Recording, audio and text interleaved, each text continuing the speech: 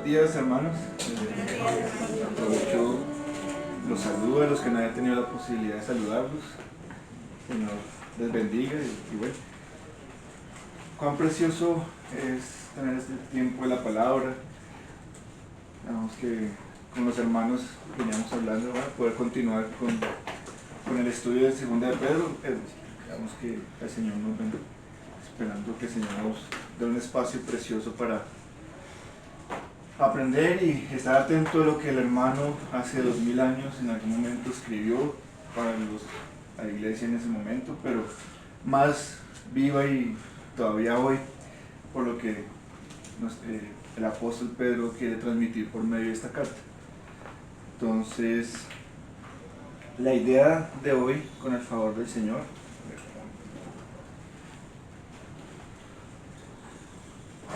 es poder hacer una breve introducción, ¿sí? Digamos que ya al detalle lo que se vería en los versículos, en las diferentes secciones, pues se irá abordando en las siguientes enseñanzas. La idea, como siempre hemos manifestado por parte de los hermanos, es que también toda la iglesia a la par pueda ir haciendo el estudio de la carta, y leerla, volverla a leer, porque realmente cuando uno la escudriña y la desmenuza un poquito más, que el Señor hace una obra preciosa y va creando cada vez algo más en nuestros corazones. Y luego el hermano con el que el Señor permite profundizar algún tema puntual, uno aprende un poquito más y también pues, bueno, de pronto puede llegar a tener un doble propósito más adelante. No hemos hablado nada todavía de eso, pero la idea es que más allá de lo que el apóstol quiere dejarnos acá, sea hecho vida, se ha arraigado en nuestros corazones y hecho vida en nuestros aspectos diarios. Entonces, vamos a ver que la carta es corta comparada con la anterior. Digamos que está dividida en 3 capítulos. Vamos a ver que cada capítulo particularmente tiene parece como si estuviera dividida en 3 secciones particulares, en el que ahorita tocaremos un poco más. La idea es poder, digamos, esta es una carta donde nos hace una serie de advertencias que uno diría, bueno, eso fue hace 2000 años, allá con el Imperio Romano, en donde la iglesia estaba viviendo una serie de circunstancias bastante particulares, en donde el apóstol exhorta a la iglesia a que siempre volvamos constantemente a la palabra, y especialmente a lo que fue enseñado y lo que fue transmitido por el Señor por medio de sus discípulos. Pero vuelve y hace mención a que escudriñemos constantemente, o de no, ya leí esta carta este año y ya no la vuelvo a leer en mi vida, ¿sí? Sino que sea un constante recordar. Que eso es lo que de alguna manera Pedro, el apóstol Pedro, por la segunda carta, como continuación de la primera, porque digamos, es como si fuera, bueno, ya les di una parte y ahora continuando con lo que ya les había dicho, como esperando ese crecimiento, ahora nos exhorta a estar pendiente de los falsos maestros, de sus enseñanzas, de sus comportamientos, porque digamos que en este punto en la historia de la iglesia pues se vivían cosas terribles, bastante terribles. Se vivían líderes en las iglesias de Asia Menor, a la carta, a la iglesia o iglesias que iban dirigida esta carta, en donde digamos, los que estaban enseñando cosas contrarias a la palabra, contrarias a lo que los apóstoles estaban enseñando, y con su vida enseñaban cosas totalmente diferentes. Un extremo era el libertinaje, donde decía, no, ya el pecado que fue en el tiempo antiguo ya no aplica hoy día, y pecado es pecado a la luz de la palabra, y el Señor es muy serio con ese tipo de cosas. Pero también está el otro extremo, que era no libertinaje sino legalismo. Entonces Pedro, por medio de la carta, dice, mira, esta es una manera vamos a poder ver, digamos, un poco hoy, ¿sí?, de cuáles podrían llegar a ser como algunos temas que se van a ver a lo largo de la carta. Pero digamos que de manera general el tema o la epístola toma una gran importancia por las advertencias contenidas. Hoy día vemos que en muchas partes se ven testimonios de la iglesia contraria a lo que realmente el Señor quiere. Y hay que estar muy alerta, no solo por nosotros, sino para poder advertir a otros y decir, mira, esto es lo que está pasando aquí, está lejos de lo que dice la palabra. Es como la exhortación de Pedro por medio de esta carta. Dice, la epístola toma una gran importancia por las advertencias contenidas que nos llevan a prestar atención a la verdad enseñada.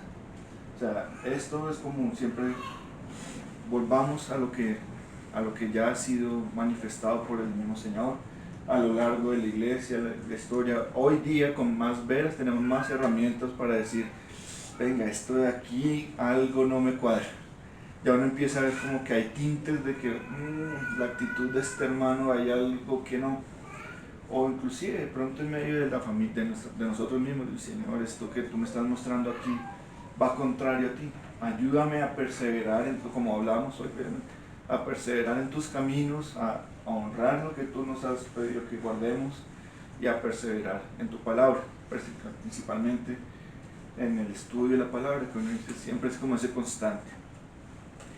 Pero también luego nos enseña otro aspecto muy importante que, digamos, a mí, digamos, yo no lo he visto de esa manera, pero decía, bueno, sí, pero no al leer la carta dice, a vivir bajo la expectativa del regreso de nuestro Señor Jesucristo. Pedro, en el capítulo 3, hace hermanos, vivamos como si deseáramos vivir, que nuestro Señor regresara. Para mí como joven, en algún momento pues siempre fue confrontante, ya uno, bueno, joven ya no tanto, pero hace unos años, para mí decir, no, quiero, Señor, antes de que tú regreses, casa, carro, beca, esposa, familia. Y ahorita hay un punto en nuestras vidas, inclusive digamos hablando para jóvenes y niños, que me dice, Señor, antes que todos mis sueños, yo quiero que se cumplan en alguna medida, mi corazón siempre los va a anhelar, pero quiero que sean sujetos a ti y que primeramente sea tu voluntad aquí en la tierra. En el sentido en que, digamos, Señor, yo quiero esto, pero que se haga lo que tú quieres para mí, para mi vida y para la iglesia. Señor, ayúdame a vivir para que tú regreses pronto. Qué mejor que el Señor regresara pronto y todo dolor, toda angustia, toda enfermedad se acabara. Uno dice, cuando Pedro nos los pone así, dice, hermanos, vivamos para esperando el día del Señor. Y uno dice, uy, y además se le pone un poco la piel de gallina cuando dice, Señor, pero es que todavía me falta esto. Pero ¿qué es más importante? ¿Mi reino o tus cosas?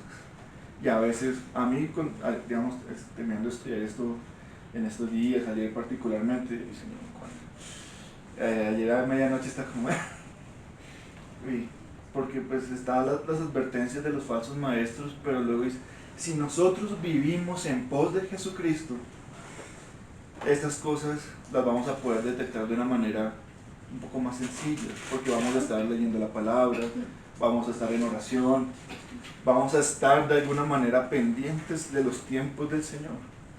Y no solamente como, voy a la reunión, voy a estar un rato, voy a alabar al Señor, que también es un gran gozo poder hacerlo, pero con la correcta intención del Señor, si es tú glorificado, que yo pueda crecer un poquito más para que tú puedas venir pronto.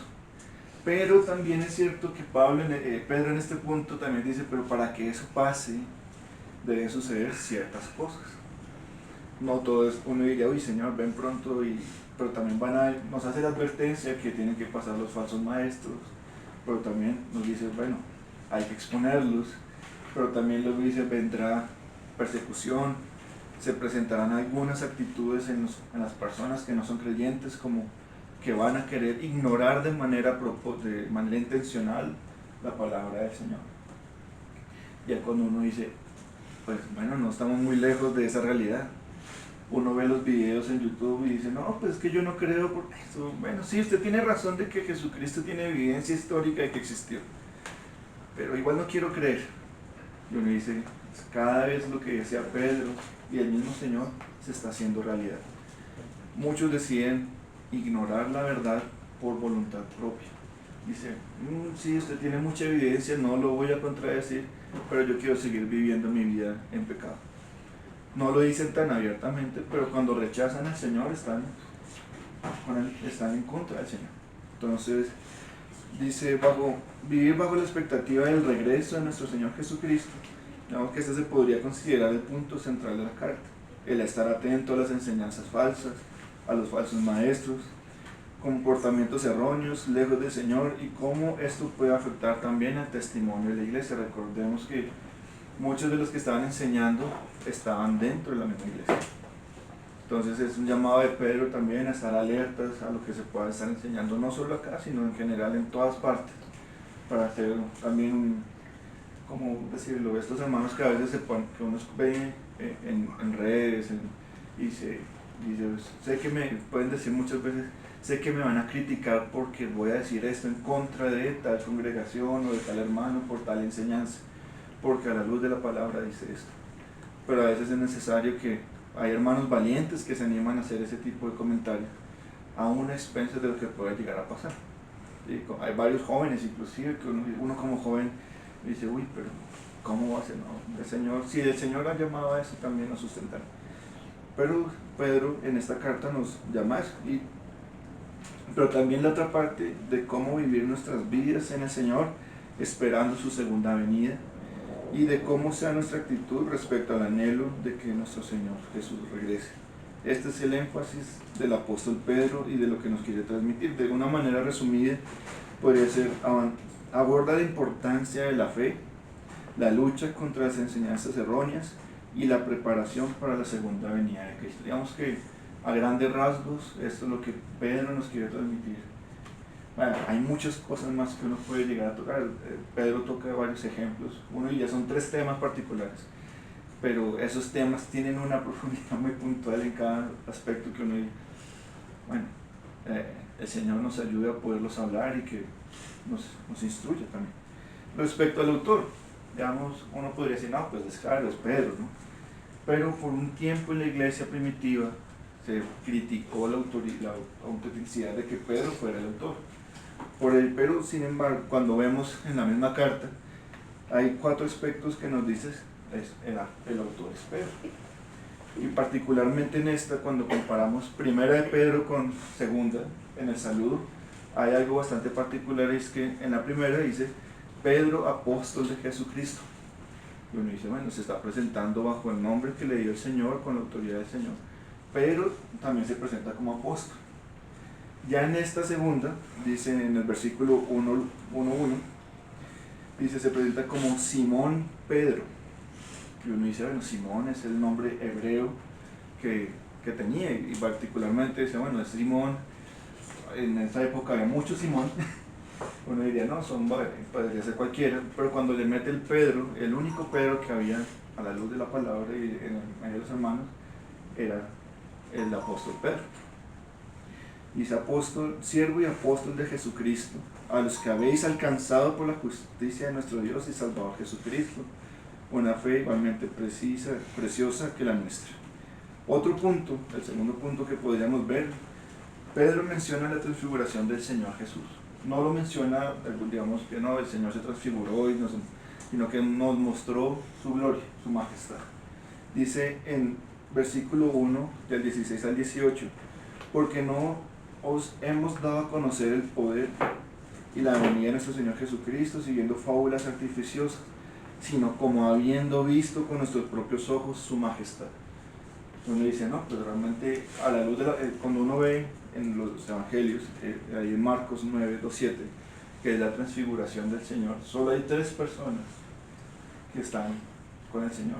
Una de ellas es Simón Pedro, junto con Juan y Santiago.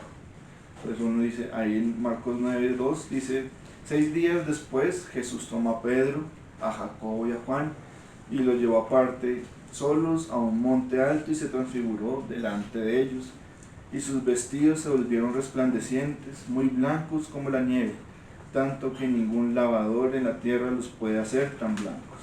Y les apareció Elías con Moisés, que hablaban con Jesús. Entonces Pedro dijo a Jesús, allá uno dice, aquí está Pedro, nuestro amado Pedro, y así siempre dice, Maestro, bueno es para nosotros que estemos aquí, y hagamos 3 enramadas, una para ti, otra para Moisés y otra para Elías, porque no sabía lo que hablaba, pues estaban espantados. Entonces vino una nube que les hizo sombra, y desde la nube una voz que decía: este es mi hijo amado, a él oíd. Entonces Pedro, digamos, en el versículo 16, dice: sino como habiendo visto con nuestros propios ojos su majestad. Da el testimonio de lo que vio allá en el monte. Y uno dice: no, pues solo podría Pedro, Jacobo y Juan haber dado ese testimonio en esa parte. Y también Pedro vio muchas cosas del Señor, vio la gloria del Señor misma manifestada. Pero digamos, ese también lo podríamos ver en Lucas 9:28, es el mismo pasaje, visto por Lucas, aunque por causa del tiempo no lo... Los hermanos lo pueden leer, ahí lo pueden buscar después. Y Mateo 17, del 1 al 8, es el otro pasaje que habla de este mismo punto. Leí el de Marcos particularmente, pues Marcos es el evangelio, digamos, Pedro está detrás del evangelio de Marcos. Entonces, como desde el punto de vista de Pedro, escrita por Marcos, uno dice: este es el mensaje que quiere dar. El tercer punto que podemos decir, que garantiza que es Pedro el autor en medio de la carta, es que es el único al que el Señor Jesús le hizo una predicción de cómo iba a morir Pedro. Y eso lo podemos ver, digamos, cuando Pedro dice ahí en la carta, en el 13 al 15, en el segunda de Pedro, versículos, capítulo 1, del 3 al 15, pues tengo, segunda de Pedro, capítulo 1, 13 al 15. Voy más despacio porque voy a ver cómo se dijo. Los nervios. Dice: pues tengo por justo, en tanto que estoy en este cuerpo, el despertaros con amonestación, sabiendo que en breve debo abandonar el cuerpo, como nuestro Señor Jesucristo me lo ha declarado. Esa declaración la podemos ver en Juan 21, 18 y 19, que dice: de cierto te digo, cuando eras más joven te ceñías e ibas a donde querías, mas cuando ya seas viejo, extenderás tus manos y te ceñirá otro, y te llevará a donde no quieres. Esto dijo, dando a entender con qué muerte había de glorificar a Dios, y dicho esto, añadió: sigue. Pedro de alguna manera sabía cómo iba a morir. ¿Sí? Ya en su corazón, ya el Señor le confirmaría cuando era el momento, pero le dijo, con estas palabras el apóstol nos decía, ya sabía cómo iba a ser su partida con el Señor. Y él ya lo sabía cuando escribió la carta, ya el Señor se lo había confirmado. Sabemos que Pedro en este punto de su vida está en Roma, está siendo martirizado por Nerón y está a punto de partir con el Señor. Ya él en su corazón lo sabía. Y otro punto que podemos decir es Pedro. ¿Por qué es Pedro? Porque el apóstol Pedro menciona al apóstol Pablo como su compañero en el ministerio en el capítulo 3, versículo 15. Uno podría decir, aquí Pedro conocía de las cartas que ya había escrito el apóstol Pablo.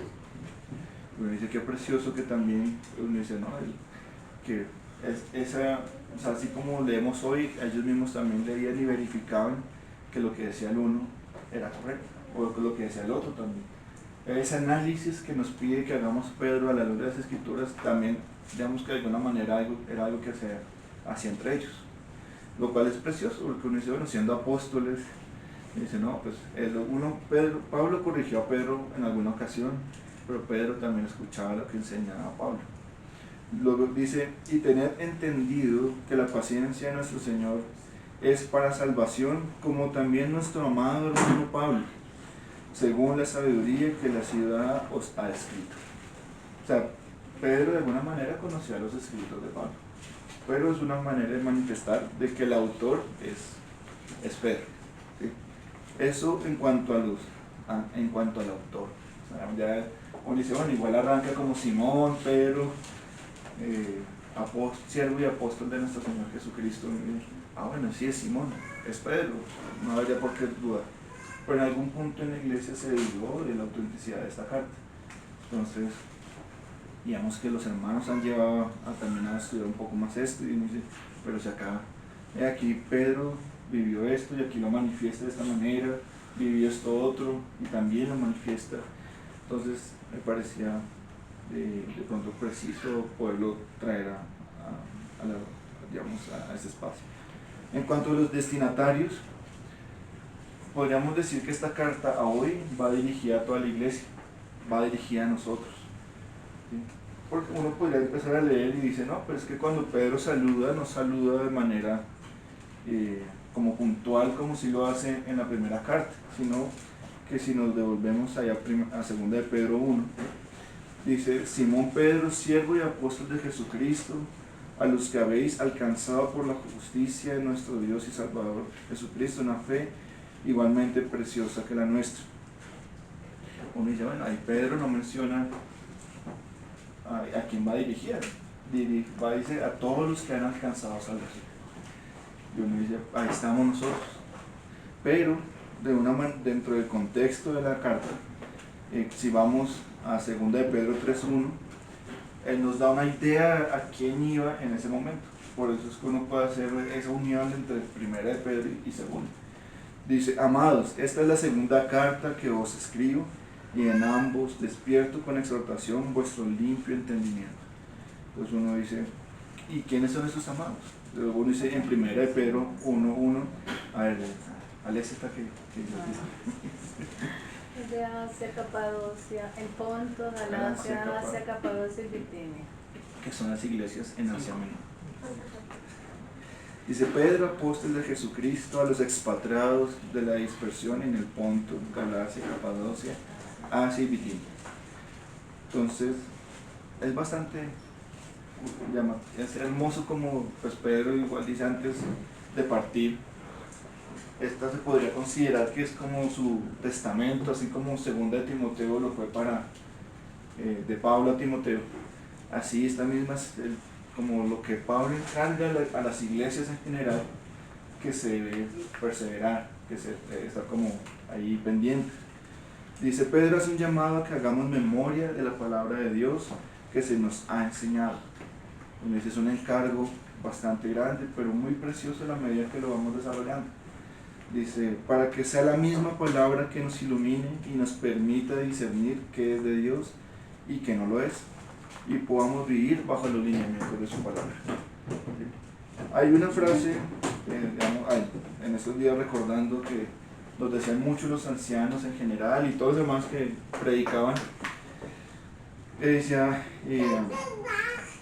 es que siempre que escuchemos una enseñanza lo pasemos siempre por la luz de la palabra. O sea, no importa el hermano que sea. Acuérdense de lo de su hermano Gino, Andresito, Orlando. Casi que los hermanos que pasaban al frente en alguna reunión decían, hermanos, no me crean a mí. Vaya a su casita, muy juiciosamente. Y hoy también, en general, vaya y estudie la palabra y diga, y lo que me dijo Danielito, Daniel, Alejo, Pampa, todos los hermanos acá también en las diferentes localidades, sí tienes razón. Porque también, de eso de alguna manera, a mí en lo particular cuando yo estudio en la universidad, o estudiaba en la universidad, a mí no se me quedaban muchas cosas cuando yo estaba solo en el salón. Yo tenía que tomar apuntes de alguna manera y bueno, tengo que volverlos a transcribir, a organizar la idea y luego a profundizar un poco más. Yo no tengo esa memoria tan receptiva que de pronto algunos puedan tener, decir, no, yo sin tomar apuntes me quedo grabado. No. Y el consejo que siempre nos dan, de alguna manera, es volvamos a leer lo que el hermano nos enseñó. Si va a corroborar con mis propios ojos, decía, hermano, no confíen en mi memoria, decía alguno de ellos. Más bien vaya a la palabra, tome nota y léanlo con sus propios ojos. Porque así mismo el Señor nos puede mostrar algo más que de pronto en el momento no estamos poniendo cuidado o no lo vimos en ese momento. Y cuando uno vuelve y lo lee, dice, uy, mira qué precio, aquí decía algo más. Entonces, eso es lo que de alguna manera Pedro también nos insta a hacer. Como volvamos a la palabra constantemente, volvamos a rumiarla, volvamos a leerla, volvamos a expresarla a otros, a enseñarla a otros. Entonces Pedro acá uno dice, qué encargo tan tremendo, porque igual uno dice, pues bueno, estaban las cartas. Y uno dice, sí, el Señor fue fiel y protegió esos escritos, pero también uno hoy día puede ver, como decíamos, somos privilegiados de tener la palabra en nuestras manos. en medios digitales, en algunos casos. Tenemos herramientas para buscar, digamos, la interlineal, para mirar la palabra en griego, ¿no? Pero uno ve testimonios de iglesias donde lo que les toca es una hojita. Y viendo el testimonio de los hermanos se miran, pues, que entrevistó Itiel en algún momento, uno dice, pues, tenemos grandes privilegios, Señor. Y tú nos has encargado que guardemos tu palabra, que la estudiemos y que la transmitamos a las siguientes generaciones. Entonces, eso es como, de alguna manera, lo que Pedro hasta aquí nos quiere transmitir. Bueno, en cuanto a la datación de la carta, de cuándo fue escrita, vamos que Pedro fallece en el 68 a manos de Nerón. Entonces, viendo que Pedro ya tenía en su corazón, ya sé, Señor, que voy a partir pronto, él decía, en la carta lo acabamos de leer, uno diría, bueno, pudo haber sido el mismo 68 después de Cristo, o unos años antes. Algunos hermanos dicen, no, pudo haber sido en el 65, o en el 66, 67, por mucho el 68, comienza el 68. Entonces, digamos que los hermanos dicen, no, posiblemente por como está escrita la carta, es que haya sido entre el 67 y el 68, máximo al 65 después de Cristo. Es como una fecha estimada que se tiene. El lugar, por cuanto que Pedro ya era martirizado por el Imperio Romano, uno podría decir, haya sido escrito en las prisiones de Roma. Sin embargo, no, Pedro dice, no menciona nada de sus prisiones, lo cual es bastante llamativo, ¿no? Uno dice, no, estoy aquí, ya estoy por morir, estoy en prisión, alguien va a salir. No, dice, no, yo encargo a los hermanos de las iglesias en Asia Menor, hoy a los hermanos en Suba, a los hermanos en Bogotá, en Colombia, que sea guardada la palabra y que volvamos a las enseñanzas que ya se nos ha sido dada. Entonces uno dice, ya sabiendo, él tenía en su corazón la esperanza de que el Señor volviera pronto. Y él decía, ¿cuándo va a ser pronto? En la misma carta lo veremos cuando estemos estudiando. Y decía, solo el Señor sabe, solo Dios Padre sabe la hora. Porque muchas de las enseñanzas falsas que se decían es como, ¿pero y cuándo es pronto? Pues no, hagamos lo que queramos, porque ese pronto para nosotros no, ya en un año. Ahí luego Pedro dice, para el Señor un día son como 1000 años y 1000 años como un día. Entonces, dice, para él es pronto, puede ser 2 días, ya vamos a para 2 días, podría ser. Pero cada vez vemos que las cosas están aconteciendo y nos van llevando a que uno dice, Señor, tú vendrás pronto. ¿Cuánto es ese pronto? Llevamos 2000 años, Pedro te esperó y fue fiel hasta la muerte. Entonces, eso uno podría decir, bueno, esos son en cuanto al contexto un poco de la carta. Y la idea ahorita es por hacer un pequeño bosquejo, a grandes rasgos. No entrar mucho en detalle porque pues no, eso le corresponde a los hermanos. Y también pues para que los hermanos puedan ir a leer la carta y sí, viste, aquí toca estos temas. Entonces, lo primero que digamos se podría detener en cuanto a la estructura de la carta es una introducción, o se podría decir que es el saludo, que es el versículo del capítulo 1, el 1 y el 2, que es como Pedro saluda, se presenta y dice, hola, sí, esta carta fue escrita por Simón Pedro, siervo y apóstol de Jesucristo. Y ahí hace una descripción de los hermanos a quienes está dirigida, pero como lo presenta uno diría, nos aplica a todos, porque todos hemos sido salvos por el Señor, hemos creído en su obra. Entonces esta carta va para nosotros. La segunda parte que podríamos ver en segunda de Pedro es vida en la fe, o sí, la vida como creyente. Entonces eso va de los versículos del capítulo 1, versículo 3 al 21, que a grandes rasgos contiene las promesas del Señor, que dice, perseveremos en las promesas que ya nos han sido dadas en su obra, y también algunas virtudes que debemos tener como creyentes. Entonces dice, a esto añádele a la fe, añádele virtud, a la otro paciencia. Ahorita no los anoté todas, pero la idea dice, son esos aspectos que debemos tener para llegar al amor. Y me parecía bastante curioso teniendo en cuenta lo que hablábamos con el hermano Jair, que Él nos transmitía, que debíamos crecer en el amor y en la fe. Y eso nos llama, digamos que iba a ser notorio en medio de los hermanos. Cuando decía, no, las iglesias en Tesalónica, aquí pasó esto en la primera a la segunda carta. ¿Qué pasó? Crecieron en amor y en fe. Y básicamente Pedro, ¿qué nos dice? Sigan como estos pasos, por decirlo de alguna manera, por la gracia del Señor, que no es porque podamos hacer algo nosotros mismos, sino buscando al Señor, cediéndonos a Él, entregándonos a Él, siendo esclavos de Él, siervos de lo que es Él en nuestras vidas, y ir creciendo en la palabra. Pero eso, el ir creciendo en la palabra nos va a ir llevando a que vivamos la palabra, y eso nos va a ir haciendo crecer en estas virtudes. Luego tenemos la palabra y sus efectos en la vida del cristiano, ahí del 12 al 21. Dice, desarrollo de la vida de la fe y la seguridad que tenemos en la palabra. Porque Pedro manifiesta palabras seguras esto. Tenemos certeza de que lo que hemos estudiado es verdad. Entonces uno dice, gracias Señor, porque no estamos sobre agua, estamos sobre la roca firme que eres tú mismo, que es la palabra. Y Pedro, casi que en ese primer capítulo, nos dice cómo es la vida en la fe, teniendo en cuenta estos subtemas, por llamarlo de alguna manera. El tercer aspecto, tercer tema grande, es los peligros para la vida de la fe. Uno dice, ahí en ese segundo capítulo de Pedro, completico, segundo uno podría decir, por eso es que pareciera que Pedro, no, el primer capítulo, la vida en la fe. Bueno, teniendo ya la vida en la fe, ¿a qué es expuesta esa vida en la fe? Ya es lo que debemos estar pendientes. Dice, están los falsos profetas y sus prácticas. ¿Qué hacen los falsos profetas? ¿Cómo podemos identificarlos? Luego dice, ¿cuál fue la condenación de los falsos profetas en el Antiguo Testamento? Hay 3 ejemplos que menciona Pedro.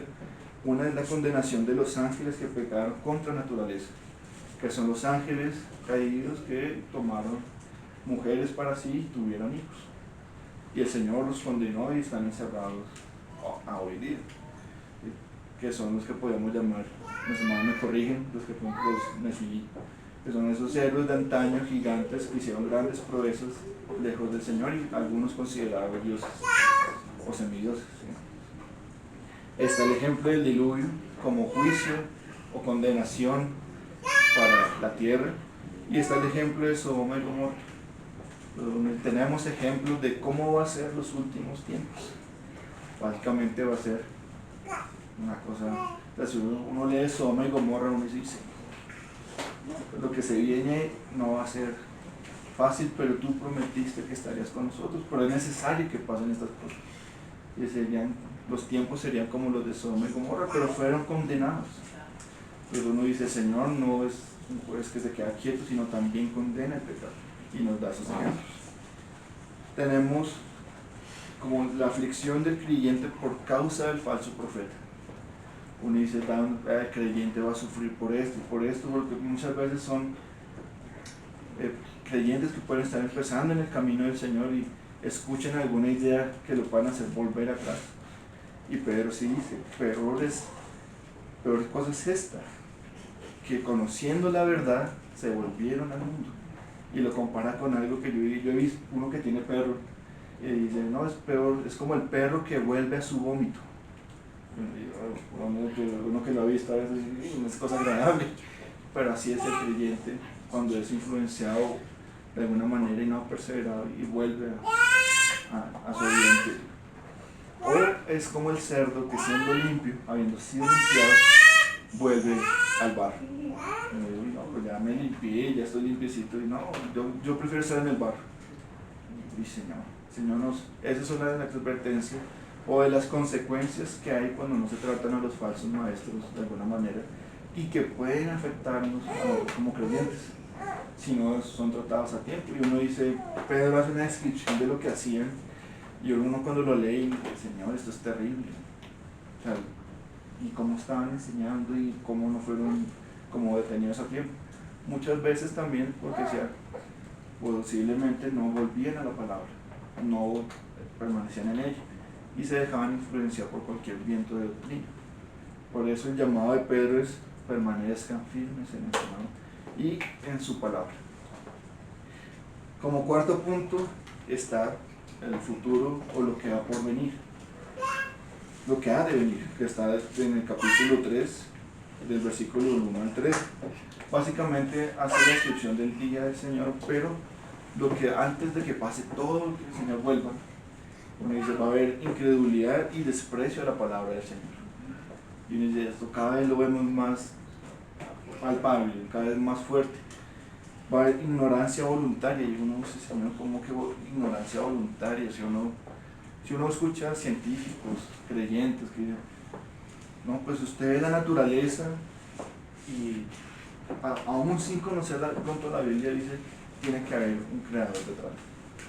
Y muchos cuando estudian, muchos dicen, no, yo siendo ateo, me volví al Señor viendo la perfección de la creación.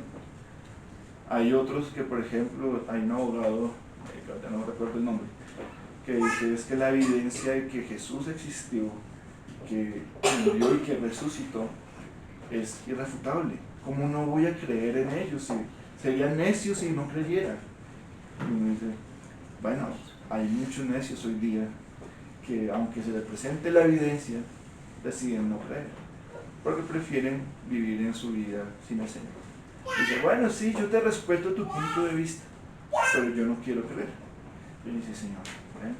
Ya la palabra fue sembrada, tú darás fruto, y esperemos que el Señor pueda tocar ese corazón duro.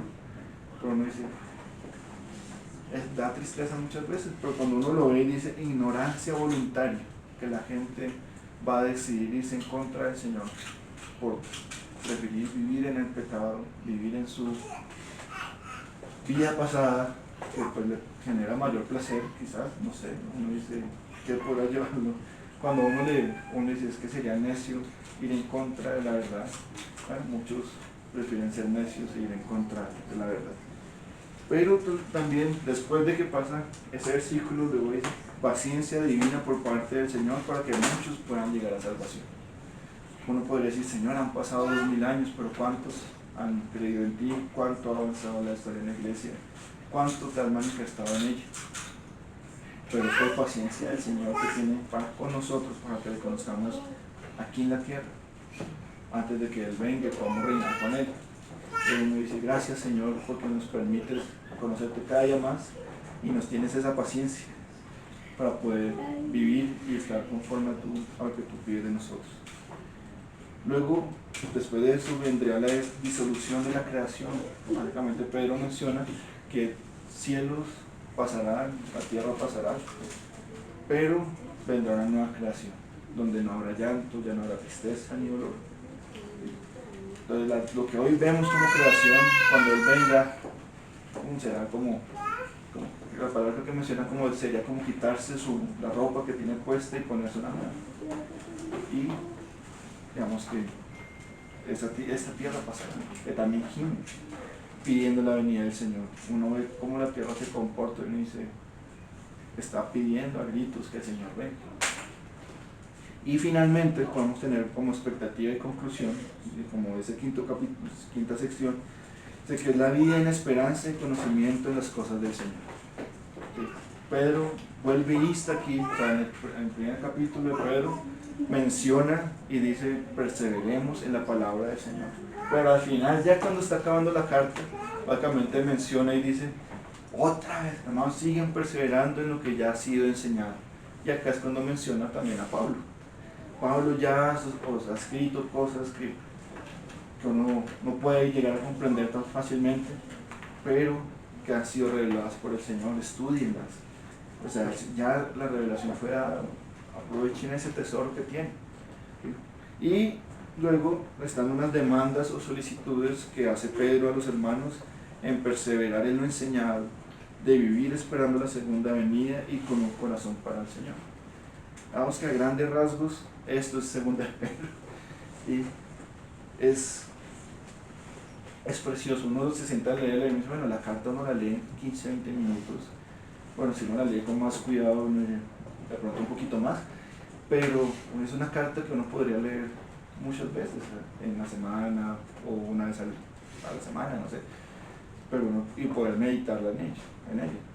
Uno dice, Y es lo que Pedro al final dice, yo ya estoy por partir, lo último que yo les pido es que perseveren en lo enseñado, en lo que les enseñó Pablo, los enseñó Juan, lo que enseñó Lucas por medio de su tratado también, yo mismo en la primera carta, perseveren en lo que los apóstoles ya han enseñado, pero también vivan, ese vivir en la palabra nos va a llevar a vivir esperando la segunda venida del Señor, y por consiguiente nos va a llevar a querer tener un corazón cada día más conforme al Señor. Entonces es como una consecuencia de eventos, una cosa nos lleva a la otra y la otra nos va llevando a la otra. Uno dice causa y efecto, vamos detrás del otro. El Señor nos ayude en ese aspecto. Ya para ir cerrando, digamos, corresponderá un poco de la introducción precisamente, que es la salutación de Pedro. Dice, Simón Pedro, siervo, ahí en el versículo 1, siervo y apóstol de Jesucristo. Acá algo que a mí en particular me llamó mucho la atención es que Pedro se presenta con sus dos nombres, como ya habíamos dicho. Se presenta como Simeón Pedro, que es el hebreo, realmente la traducción al español es Simón, pero él utiliza el nombre en hebreo, siendo que está dirigiéndose a hermanos que posiblemente le llegan griego, pero él utiliza Simeón Pedro. Ese Simeón básicamente lo que decíamos hace referencia a que efectivamente es nuestro Pedro, ese que estuvo allá con el Señor, que salió y cortó la oreja del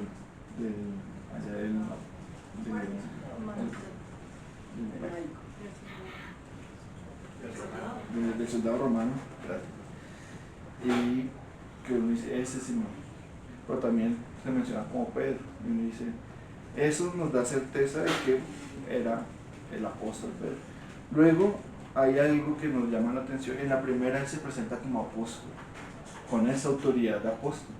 Dice, yo soy el apóstol de Jesucristo y hoy les escribo esta carta, básicamente de alguna manera. Pero en la segunda, y más llamativo, no se presenta primero como apóstol y siervo, se presenta como siervo y apóstol. Esto, digamos que en esa época tenía importancia, uno podría decir, no, el orden de las palabras no altera mucho el significado, sí, porque en ese momento lo que escribían primero tenía mayor importancia que lo segundo. Entonces cuando dice es siervo, lo cual indica a quién está sometido su servicio. Él antes que apóstol, lo está diciendo soy siervo de Jesucristo. Pero cuando vemos la palabra en griego, y ya de pronto muchos hermanos lo conozcan, dice, es la palabra doulos, que es la palabra esclavo. Básicamente cuando uno se menciona como esclavo es lo peor de la sociedad. Es el punto o el estatus más bajo que podría tener una persona. Si decimos, hoy me presento como esclavo, y uno dice, uy Señor, pero si es Pablo, pero si Pedro, y Pablo también se presentó como el esclavo de Jesucristo. Pero Pedro acá básicamente dice, indica a quién está sometido su servicio. Usar este calificativo era considerado despectivo. O sea, era lo peor de que podía existir en la comunidad griega en ese momento, romana.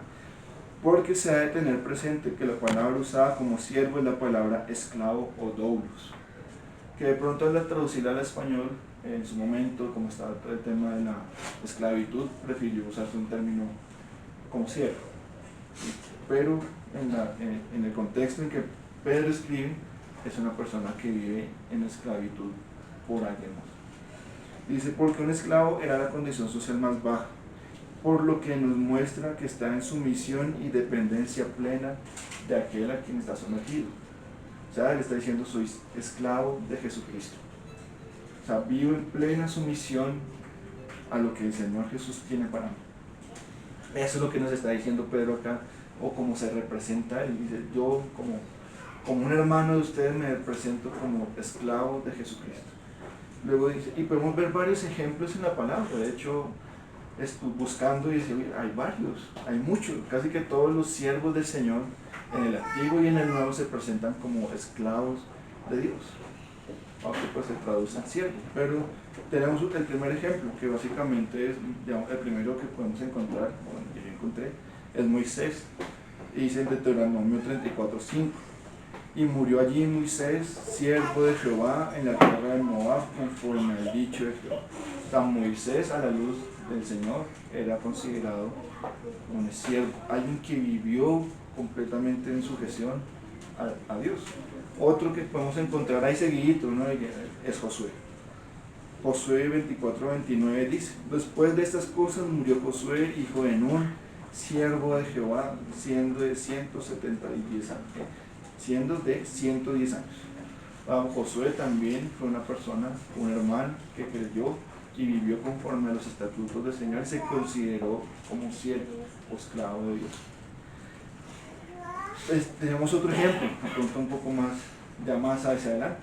Tenemos David, dice en 2 Samuel, no la cita, pero dice: ahora pues háganlo, porque el Señor ha hablado a David diciendo: por mano de mi siervo libraré a mi pueblo Israel de mano de los filisteos.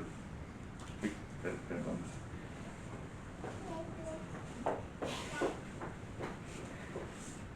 Y de mano de todos sus enemigos. A David también, el rey David, que uno dice las grandes hazañas que hizo, fue una persona que vivió o procuró vivir conforme a la sumisión, bajo sumisión del Señor. Y ya, bueno, tenemos a Daniel también, que fue considerado siervo. Tenemos a los profetas. Hay muchos en el Antiguo Testamento que uno podría traer y decir. Muchos de los que vivieron conforme al Señor eran personas que vivían en completa dependencia de Él. Básicamente: Señor, si tú no me dices que lo haga, no lo hago. Eso es básicamente lo que uno diría, ¿no? Si el siervo no le dice, haz esto, no lo hacía. Pero también se hace esto y hoy lo hacía. Ese era también de alguna manera. Pero el mayor ejemplo que podemos encontrar es el mismo Señor Jesucristo. Cuando uno dice, no, pues si Él mismo se considera, digamos en la palabra es magnífico, se consideraba como siervo, esclavo. Dice en Isaías 42:1: he aquí mi siervo, yo lo sostendré, mi escogido, en quien mi alma tiene contentamiento. He puesto sobre él mi espíritu, él traerá justicia a las naciones. Otro ejemplo, ya en el Nuevo Testamento, que tenemos del mismo Señor, en Mateo 18: he aquí mi siervo, a quien he escogido, mi amado, en quien se agrada mi alma. Pondré mi espíritu sobre él, y a los gentiles anunciará juicio. Entonces, cuando uno ve que Pedro se representa como siervo, como esclavo, uno podría decir, es el mayor honor que podríamos llegar a tener como hijos del Señor. Porque nuestro mismo Señor se sujetó y fue siervo, fue esclavo por causa de que vino para venir aquí a la tierra y hacer la voluntad del Padre. Y uno dice, qué gran honor poder decir, Señor, yo soy tu siervo, heme aquí, úsame, envíame. Pero bueno, tengo que prepararme, pues si no te preparas, ¿cómo te uso? Pero uno ve en Pedro ese ejemplo. Mira, si bien soy apóstol, primeramente soy siervo. Y qué mayor honor que poder servirnos los unos a los otros, ¿no? Si alguien se considera el mayor, sirva. Entonces uno dice, el Señor mismo nos da ese ejemplo en su vida de cómo debemos andar. Pero Pedro se representa como él, como siervo, primeramente, antes que apóstol. Y eso a mí en lo particular me da una enseñanza que uno dice, Señor, a veces uno dice, no, los títulos, no, yo soy esto, yo soy lo otro, no, yo soy ingeniero eléctrico, no, también yo terminé esto. Pues realmente tú lo que quieres para mí es que sea un siervo postrado a tus pies, sirviéndole a mis hermanos, viviendo para ti y viviendo en completa dependencia para ti. Eso es lo que Pedro de alguna manera nos enseña, cuando en la segunda carta ya no se menciona como apóstol, sino primero siervo y apóstol de quién, cuán importante es también. No fue no, yo soy también, no, aquí con Pablo y ahí no, del Señor Jesucristo. A Él me sujeto y de Él dependemos todos. Pero luego también se menciona como apóstol. Y la palabra apóstol indica que es una persona enviada, es embajador del Evangelio, y a la luz del Nuevo Testamento se le añade la autoridad dada por Jesucristo. O sea, él no es apóstol, yo soy enviado, pues, enviaron, y bueno, con autoridad de quién o qué, a razón de qué, sino por Jesucristo. Él mismo nos envió a ser discípulos y predicar el Evangelio a las naciones. Y yo como siervo estoy cumpliendo el cometido de mi Señor. Su ministerio como hijo de Dios puede ser apóstol, guiado por el Espíritu Santo y encargado por el mismo Hijo. Pero siempre lo que recalca ahí es que su primera condición era siervo y que su autoridad estaba basada no en él o en alguien más o en un ministerio en particular, sino en Jesucristo. Él decía, no, yo soy aquí el superapóstol, no. Decía, yo soy un siervo más y ahí estoy cumpliendo la comisión que se me ha sido encargada. Básicamente, él se coloca en una condición que uno diría, no, es Pedro, debería estar allá, no. Él decía, no, yo estoy para servirles aquí a ustedes también con mi vida, como hizo Pablo también en su momento. Ahora, en la palabra Jesucristo hay algo que el español me llama bastante la atención, es que tendemos a unir las palabras. Nosotros decimos, no, es que en el original es Jesús, Cristo, que tiene de pronto un contexto un poco que a mí me llamó la atención, cuando decía, no, cuando Pedro dice que es Jesús, yo sé que tiene el mismo significado, pero uno dice, pero siempre tenemos a unir, y es, en Jesús Pedro está diciendo, reconociendo que es hombre, que fue 100% hombre, porque fue el nombre que tuvo aquí en la tierra, pero con el Cristo tiene una connotación bastante fuerte y dice, yo reconozco que Jesús, hombre, es el Mesías. ¿Qué implicación tenía esto? Pues que estaba reconociendo que él era el enviado por Dios, que iba a traer paz al mundo, que lo hizo. Hizo una obra, donde dice, el Señor completó una obra maravillosa y la sigue completando. Digamos, uno ve esa obra en la cruz y uno dice, Señor, realmente solo tú podías hacer esto, ¿sí? Pero cuando dice, no, Jesús, y luego Cristo está reconociendo que Jesús es el enviado, es el Mesías prometido, en el que tenemos, bueno, es el Mesías esperado, la esperanza de Israel, y no solo de Israel, sino de nosotros también, como iglesia. Como dice, pareciera, pues una vez lo pasa por alto cuando no, Jesucristo dijo eso, no vi, pero es la connotación que puede llegar a tener cuando lo presenta así. Porque luego Pedro más adelante dice, el Señor Jesús lo menciona como el rey, pero también lo menciona como Dios en este punto. Y nos recuerda que Él es el enviado de Dios. A mí, digamos que revisando un poco ya esta palabra en particular, uno cuando empieza a no saltarse los detalles, sino empieza a ver un poquito más en esas palabras que uno puede saltar, porque ya yo sé eso. Uno cuando vuelve y las medita y dice, Señor, si tú eres el enviado, tú eres el Mesías, que la humanidad esperó y que hoy espera porque vuelvas por segunda vez como rey. Entonces, asimismo, luego uno podría decir que reconoce que es 100% hombre y 100% Dios. Y ya finalizando, podemos decir, bueno, Simón, Pedro, siervo y apóstol de Jesucristo, a los que habéis alcanzado por la justicia de nuestro Dios y Salvador Jesucristo, una fe igualmente preciosa que la nuestra. Uno ahí ve a quién va dirigida la carta, a los que han recibido la salvación por parte de Dios, por parte del mismo Señor. Y luego dice gracia. Esa palabra gracia, buscándola, dice, puede traducir como bondad inmerecida. Y cuando uno dice, ¿qué es lo que nos está queriendo decir Pedro, transmitir Pedro en este punto? ¿Sí? Que la bondad inmerecida de nuestro Dios sea abundante, sea rica, pero luego dice, y sean paz, sean multiplicadas. O sea, el anhelo de Pedro es que esto que el Señor nos ha prometido sea en abundancia, teniendo en cuenta que la gracia es una bondad inmerecida. O sea, cualquier cosa que recibamos del Señor no es porque hayamos hecho algo. Lo único bueno que puede decir que hemos hecho es creer en Él por gracia. Y aún así porque Él lo hizo por gracia.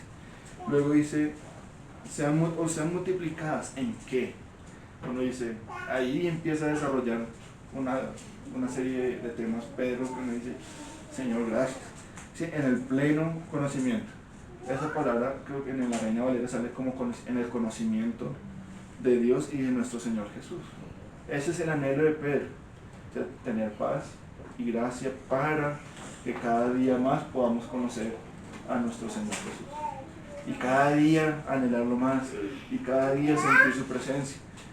Uno dice, Señor, estoy en esta situación difícil. Uno se imagina a Pedro escribiendo esta carta y diciéndole gracia y paz en grande.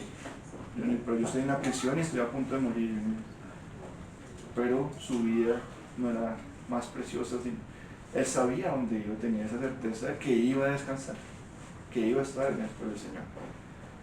Entonces, también a veces uno en las pruebas también dice, Señor, que tu paz sobrepase todo entendimiento, yo pueda gozarme en ti y pueda disfrutar de lo que tú ya tienes para mí y pueda conocerte un poquito más en medio de las dificultades o en medio de la abundancia. Porque también muchas veces uno dice, estoy en paz, ¿para qué te busco, Señor? Si estoy tranquilo, o sea, y uno dice, no, con más pena en estas circunstancias es cuando uno debe seguir con la mirada, Señor, gracias porque has abierto las puertas. Gracias, Señor, porque me has sostenido, pero también en la prueba, Señor, gracias porque tú eres quien nos sustenta y nos levanta. Pero también cuando estamos arriba, Señor, gracias porque tú eres el que provee. Y eso, digamos, cuando lo puede hacer, de alguna manera, cuando conoce a su Señor. Uno cómo puede estar tranquilo que alguien al cual yo estoy completamente sujeto va a proveer cuando lo conozco. Yo sé que Él proveerá.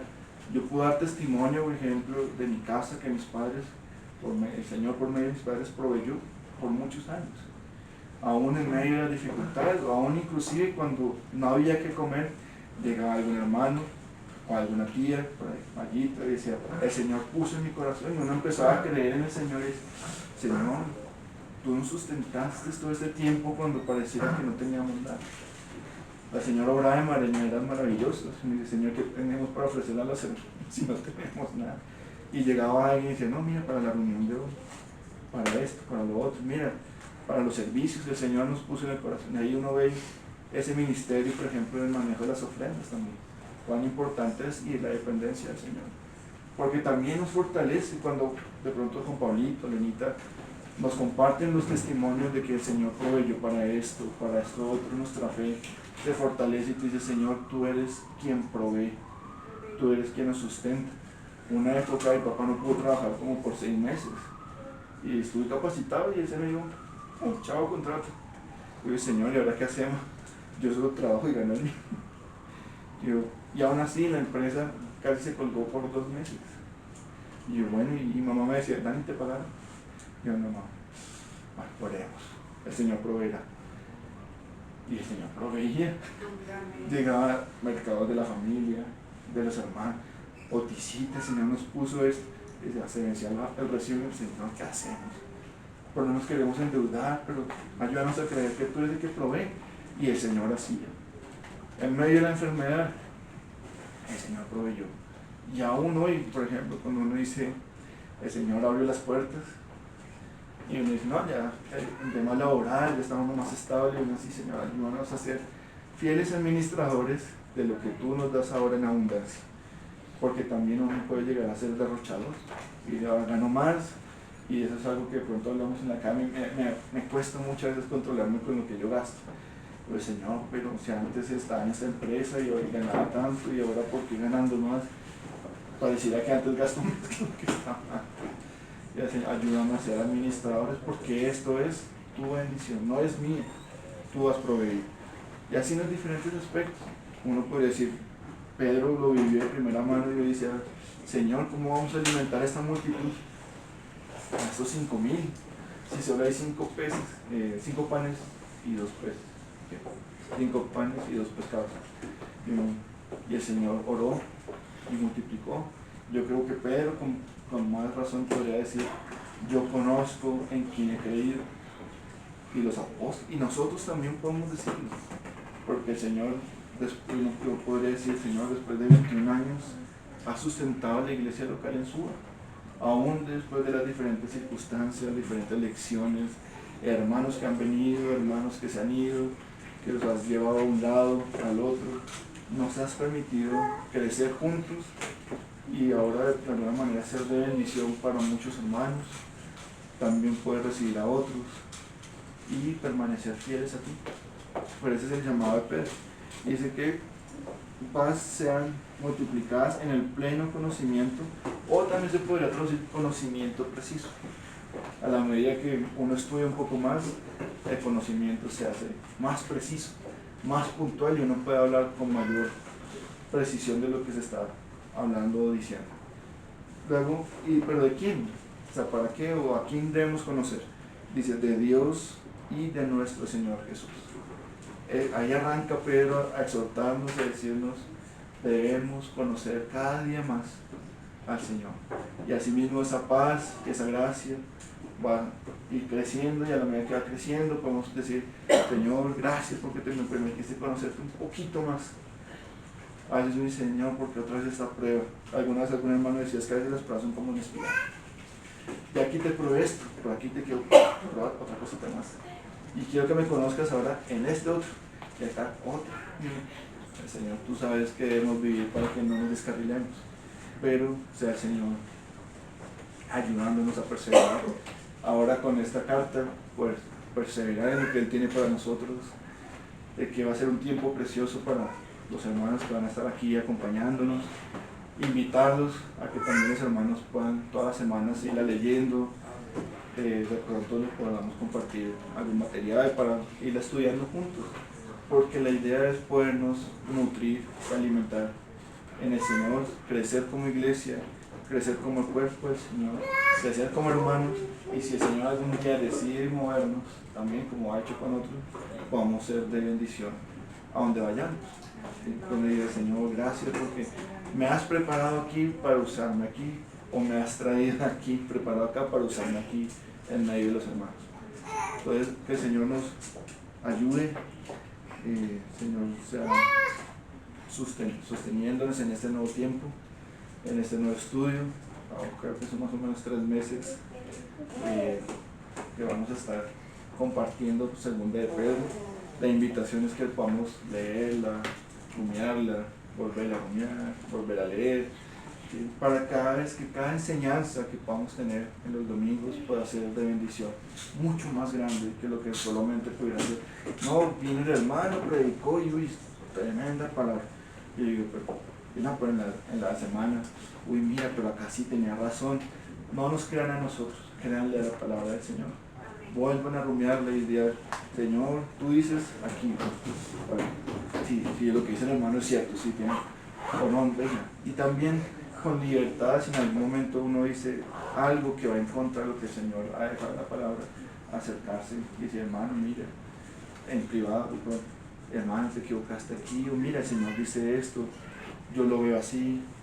Ya algunos hermanos nos lo han hecho muchas veces, y gracias, Señor, por esos hermanos que se acercan y nos corrigen también, porque para eso estamos, para instruirnos también los unos a los otros. Uno dice, dependemos del Señor, el Señor nos ayude, y los invito a poder estudiar esta carta y volver a leerla primero, porque Pedro se dice como os escrito antes. Entonces uno dice, esta segunda carta es consecuencia de la primera. Entonces ya uno dice, ¿qué fue lo que escribió en la primera? Mejor la vuelvo a leer para tener el contexto de qué es lo que está queriendo decir Pedro ahora a partir de este punto. Entonces, si mis hermanos permiten hacer una oración para cerrar, y de pronto, bueno, creo que ya por la hora amado Señor, te damos gracias por este tiempo, Señor, que tú nos has regalado. Gracias, Señor, por permitirme ser usado por ti, Señor, para traer un mensaje a los hermanos. Señor, que se quede lo que es tuyo, Señor, lo que tú tienes para cada uno de nosotros. Ayúdanos a perseverar en lo que tú tienes para nosotros, Señor, en lo que tú nos mandas en que perseveremos. Ayúdanos a poder buscar de tu palabra, a ser animados los unos con los otros, a poder transmitir lo que tú nos das día con día, Señor, para ser alimentados los unos a los otros y crecer como un cuerpo, para llegar algún día, Señor, a la estatura del varón perfecto. Y también, Señor, para que nuestro corazón siempre sea anhelando tu segunda venida, Señor. Este mundo cada vez está más en perdición, Señor, y cada día te necesitamos más. Ayúdanos a hacer esa luz, pero para poder hacer esa luz necesitamos de tu luz, Señor. Ayúdanos a perseverar en el estudio de tu palabra, de manera colectiva, también de manera individual, Señor. Guarda también tus reuniones, esta reunión del domingo, la reunión de los sábados, de varones, de mujeres, Señor. Desde ya ponemos también este tiempo de reunión unida, el próximo domingo, con todos los hermanos en Bogotá, Señor, y de la Sabana y todos los que vienen de afuera, Señor, de Chile. Sé tú siendo propicio para cada uno de nosotros, aparejándonos el tiempo y el tema financiero para poder ir, Señor, para poder compartir juntos como iglesia en Colombia, Señor, en Bogotá en este momento. Guarda tu reunión de oración, guarda tu reunión de los miércoles, de los jueves,